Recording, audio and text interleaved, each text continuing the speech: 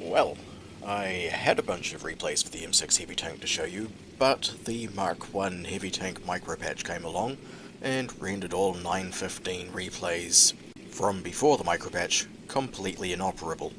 In consequence, we're just going to run with this short 4.5 minute replay that basically shows off how the M6 can sort of get away with wolfpacking with the slower medium tanks out there. I'm platooning here with clanmates Doc and Austin's, Doc in the T-3485 and Austin's in the Su-100.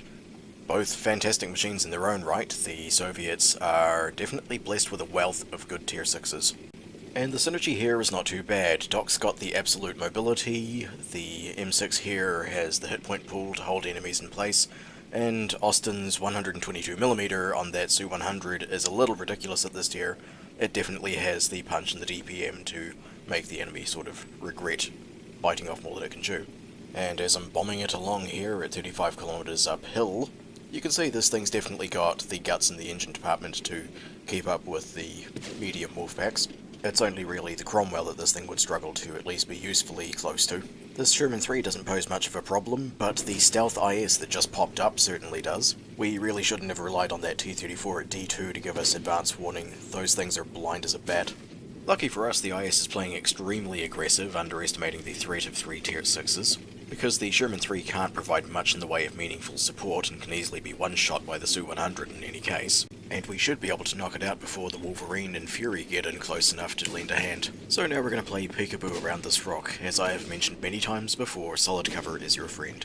And the trick is putting shots into that IS without overextending so that when he changes direction and starts chasing up again, I can duck behind the cover of the rock and sort of drag him into Austin's gun, all the while keeping safe from the Sherman, and we've now got him down to such low health that we can take him out easily.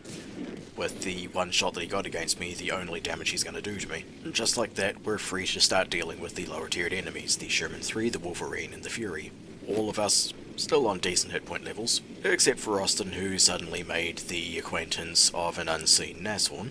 But at least he's managed to canary scout the presence of a dangerous enemy TD for us, so that we can factor that into our decision-making process. The Wolverine is dealt with, and last spotted the Fury was moving up in our position, but we can't really go chasing out after the Sherman 3 and the Fury like we'd like to, thanks to that hidden Nashorn. So it's going to be a case of fighting the corner here, and hopefully using the cover provided by the mountain to cover the softer sides and force the enemy to shoot me in the few locations that shots might bounce. I would appreciate Doc's help here. I'm not entirely sure that I can actually take this fight single-handedly, but the Sherman's popped back up, and someone has to deal with it, so it's just a matter of doing as much damage possible before dying. Like fucking clockwork, isn't it? There's nothing quite like a fatal dose of sky cancer to really ruin your day, as Doc just discovered as well. The only way that I could console him after that was to remind him that while the artillery was wasting shots on us, who were doomed anyway, they weren't dealing with the majority of our team on the south, who were quite capable of sweeping through and carrying the game. Which you'll see is precisely what happened when we turn to the post-game results.